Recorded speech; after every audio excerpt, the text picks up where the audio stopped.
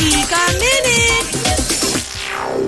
Patuloy ang pagdagsa ng mga kaanak at kaibigan sa burol ng komedyanteng si Redford White. Kwento ng isang malapit na kaibigan ni Redford, hanggang sa huli raw ay umiral pa rin ang pagiging komedyante nito.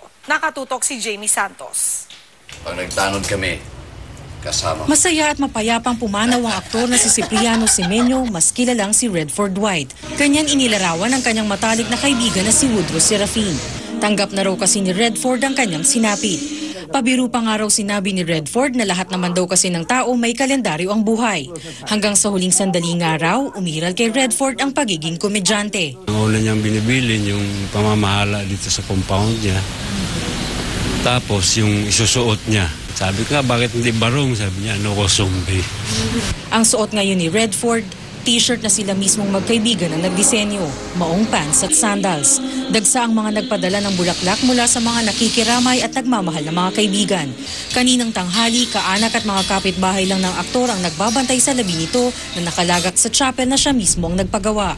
Papasalamat talaga kami ng malaki na meron palang taong handang makiramay sa amin. Pumanaw ang aktor sa edad na 54 matapos magkakomplikasyon sa baga dahil sa brain cancer. Dekada 70, nagsimulang maging aktibo sa showbiz industry si Redford White.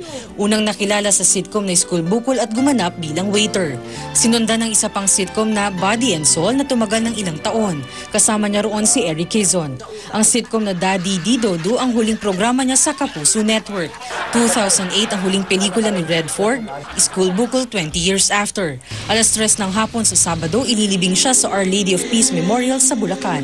Jamie Santos, nakatutok, 24 oras.